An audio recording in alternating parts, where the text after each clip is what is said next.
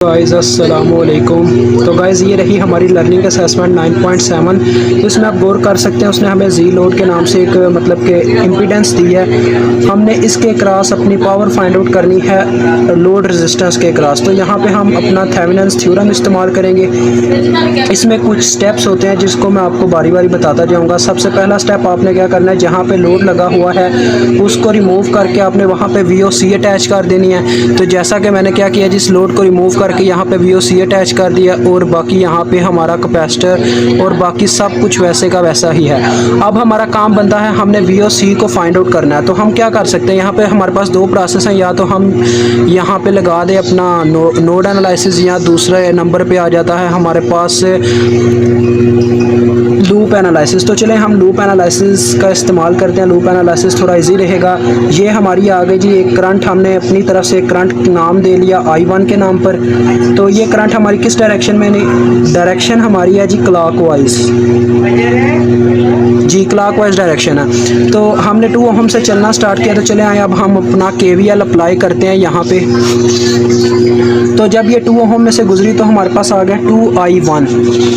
और नेक्स्ट देखें ये माइनस के पोल में से एंटर कर रही है वोल्टेज सोर्स में, तो लिहाजा ये आ जाएगी माइनस में voltage source 24 into phasor angle 0 degree.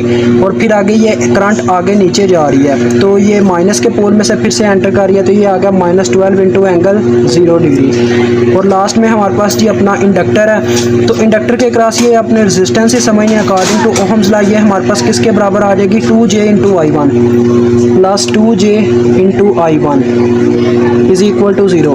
अब आप क्या करें जी, इसमें से I1 को कॉमन ले लें और ये J पार्ट और रियल पार्ट और इमेजिनरी पार्ट इकट्ठा कर लें। तो हमारे पास क्या आ जाएगा जी, आ जाएगा I1 इंटू 2 प्लस 2J।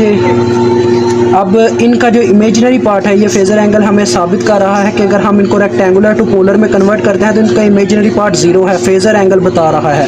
तो 24 जमा 12 करें तो 36 हो जाएगा, उस साइड पे जाके ये पॉजिटिव हो जाएगा। तो एंगल 0 डिग्री। अब आपने क्या करना है जी, इसको पहले कर लेना फेजर में। तो 36 इंटू एंगल 0 डिग्री है। अब हम डिवाइड कर लेंगे जी 2, इसको हम फेजर में लेके जाएंगे। डिवीजन और मल्टीप्लिकेशन के लिए आपने इनको हमेशा फेजर में रखना है, और जब सम और डिफरेंस आ जाएगा तो आपने इसको ले जाना है रेक्टेंगुलर पार्ट में। तो लिहाजा इसको जब हम करते हैं अपना मतलब कि फेजर में, तो हमारे पास आता है 2.28 इंटू एंगल 45 डिग्री। तो इसके मुताबिक जी हमारे पास क्या आएगा, 36 को हम रियल पार्ट से डिवाइड करेंगे और यहाँ पे एंगल ऊपर जाके माइनस में चला जाएगा। लिहाजा इसको डिवाइड करने से हमारे पास आता है 12.73 इंटू एंगल ऊपर जाके ये माइनस में आ जाएगा -45 डिग्री एम्पेयर। ये हमारे पास आ गई है अपनी I1। तो हमारा मेन मकसद है जी VOC को फाइंड आउट करना। VOC किसके क्रॉस है, पैरेलल में। आप जैसा कि जानते हैं कि वोल्टेजेस सेम होते हैं। इसके पैरेलल में क्या आ रहा है, ये इसके पैरेलल में वायर है। तो अगर हम वैसे भी इस पे लूप लगाएं तो हमारे पास आ जाएगी कंडीशन। तो आपने क्या करना है, देखें प्लस माइनस का साइन है, यानी करंट ऐसे गुजरेगी। यानी आप एक ये बॉक्स समझ लें, J2 को आपने कर देना है मतलब इग्नोर, ये पैरेलल में नहीं है VOC के। हम यहाँ से करंट गुजारते हैं तो हमारे पास क्या आता है जी, VOC is equal to -12 into angle 0 degree. और ये प्लस में आ जाएगा हमारे पास, प्लस इंटू करंट हम गुजार रहे हैं तो वो I1 करंट है। जब इसके साथ, जब रेजिस्टर के साथ हमारी करंट मल्टीप्लाई होगी तो अकॉर्डिंग टू ओहम लॉ हमारे पास इस रेजिस्टर के वोल्टेजेस आ जाएंगे। तो वो हमारे पास क्या आ जाएगा जी, 2J I1। अब हम I1 की वैल्यू पुट कर देंगे। तो क्या करना है जी, आपने I1 और इस 2J को भी आपने ले जाना फेजर में। तो ये आ गया हमारे पास कितना जी, अब मल्टीप्लिकेशन पहले हम कर रहे हैं। तो 12.73 तो वैल्यू इसकी पहले हम पुट कर लेते हैं इंटू एंगल -45 डिग्री। और I1 के बाद 2J को जब हम पोलर में लेके जाते हैं यानी फेजर में, तो हमारे पास आता है 2 इंटू 90 एंगल डिग्री। अब देखें रियल पार्ट से मल्टीप्लाई हो जाएगा, एंगल आपस में प्लस हो जाएंगे, क्योंकि ये सम और डिफरेंस में फिर हमें इसको दोबारा लेके जाना पड़ेगा। मतलब इसको हम रेक्टेंगुलर में इमेजिनरी पार्ट में ले जाएंगे। VOC इज इक्वल टू, देखें अब क्या होता है। अब ये हमारे पास कितना आ जाएगा जी, ये हमारे पास आ जाएगा एंगल इसका 45 डिग्री, और ये 2 से आपने इसको मल्टीप्लाई कर लेना। फिर हम लेके जाएंगे इसको रियल और इमेजिनरी पार्ट में, यानी जैसा कि हमारे पास 2 प्लस 2J था, इस पार्ट में ले जाएंगे, इस तरह के पार्ट में। फिर उन दोनों को सम करके जो फेजर आता है हमारे पास वो है 18.98 इंटू 71.56 डिग्री। तो ये हमारे पास VOC निकल आई है। VOC के बाद हमारा क्या काम होता है जी, हमने अपनी R थेवेनिन्स मालूम करनी होती है। ये हमारा थेवेनिन्स का थ्योरम है। तो यहाँ पे हमारे पास जैसा कि इमेजिनरी पार्ट मौजूद है तो हम Z थेवेनिन्स को मालूम करेंगे। तो आप इसको क्या करेंगे जी, अकॉर्डिंग टू हमारे रूल के मुताबिक हम all the voltage sources are short, सारे वोल्टेज सोर्स शॉर्ट हो जाएंगे और करंट सोर्स ओपन हो जाएंगे। इसमें सिर्फ वोल्टेज सोर्स है तो लिहाजा हमारे पास क्या आ जाएगा जी 2 ओहम। उसके बाद जी ये हमारी आ गई इंडक्टर की रेजिस्टेंस, उसके बाद ये हमारा आ गया जी कैपेसिटर, और यहाँ पे हमारी आ गई Z थेवेनिन्स। आपने इसको Z थेवेनिन्स से रिप्रेजेंट करना है। J2 यहाँ पे जी हमारा -J2 और ये 2 ओहम। अब आप ज़रा ध्यान से देखें, ये दोनों आपस में पैरेलल हैं। पहले हम इसकी पैरेलल निकालेंगे इसकी रेजिस्टेंस, तो हमारे पास क्या निकलेगी देखें। हम फॉर एग्जांपल इसको नाम दे लेते हैं Z1 का। पहले जो इन दोनों का पैरेलल निकलेगी, ऊपर होगी मल्टीप्लिकेशन, नीचे होगा इनका सम। तो ये 2 2 और 4 हो गया, 4J डिवाइडेड बाई 2 + 2 J2 है, 2 + J2। आप अभी इसको इसी में रहने दें। अब अगला जो आएगा हमारे पास वो सीरीज़ में आ जाएगा, क्योंकि देखें जब हम इस इकाई को ख़त्म करेंगे तो ये और ये आपस में आ जाएंगे सीरीज़ की फॉर्म में इस तरह से। यानी ये जो Z1 हमने इक्विवेलेंस इनकी निकाली है वो इसके सीरीज़ में आ जाएगी, तो ये प्लस हो जाएगी। अब Z थेवेनिन्स किसके बराबर होगा हमारे पास 4J डिवाइडेड बाई 2 + J। अब ये माइनस में है तो प्लस इंटू माइनस आ जाएगा, और ये आ गई हमारी Z थेवेनिन्स।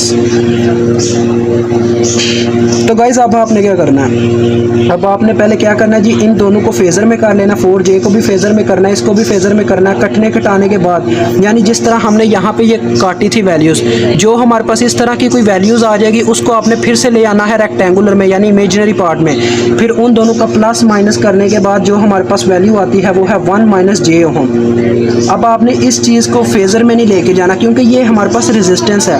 अब इसके बाद मैं आपको क्या बताना चाहता हूँ, जैसा कि हम थेवेनिन्स में मैक्सिमम पावर हासिल करने के लिए क्या करते थे, उसका लोड रेजिस्टर उसी के बराबर रख देते थे R थेवेनिन्स इक्विवेलेंस रेजिस्टेंस के बराबर।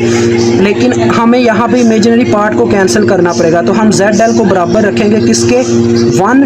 रियल पार्ट तो वैसे का वैसा, लेकिन कम्प्लेक्स नंबर का मतलब साइन चेंज हो जाएगा। इससे क्या चीज़ साबित होगी, जब इन दोनों को सीरीज़ में आएंगे ये J कैंसिल हो जाएगा और मैक्सिमम पावर हम हासिल कर सकेंगे। अब हमने क्या करना है जी, अब हम बनाते हैं लास्ट अपना सर्किट थेवेनिन्स का, जिसमें हमारे पास जी VOC कितनी है, यहाँ पे हमारी VOC आ गई, यहाँ पे हमारी Z थेवेनिन्स आ गई। इस बॉक्स से हम Z थेवेनिन्स को रिप्रेजेंट करेंगे। इसी तरह से आगे हमारी आ गई लोड रेजिस्टेंस ZL।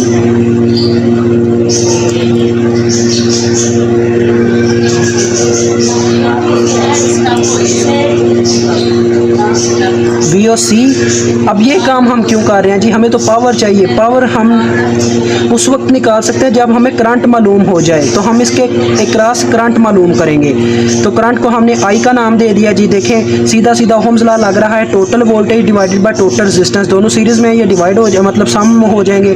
तो हमारे पास आ जाएगी current is equal to VOC divided by Z Thevenin's plus ZL which is equal to, ये हमारे पास VOC की वैल्यू है 98 इंटू एंगल 71.56 डिग्री।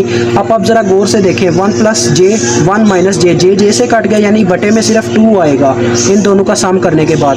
तो अब हमारे पास जो करंट की वैल्यू आती है वो है हमारे पास जी 9.49 इंटू एंगल आता है 71.56 डिग्री एम्पेयर। अब हम पावर फाइंड आउट करेंगे। अब पावर कैसे फाइंड आउट करनी है जी, अब हमारे पास करंट मौजूद है, रेजिस्टर भी मौजूद है RL मतलब लोड रेजिस्टर। लोड रेजिस्टर की अब आपने बतानी है मुझे कि हमारे पास जैसे कि इम्पीडेंस की वैल्यू थी 1 + J ओहम, हमने मेन चीज़ रेजिस्टर के क्रॉस फाइंड आउट करनी है। तो रेजिस्टर हमारा किस तरह होगा जी, हम कम्प्लेक्स पार्ट को ख़त्म कर देंगे, सिर्फ वो रखेंगे रियल पार्ट 1 उसकी मतलब यानी हमारा RL जो है वो बराबर है 1 के। RL is equal to 1 ohm, तो 1/2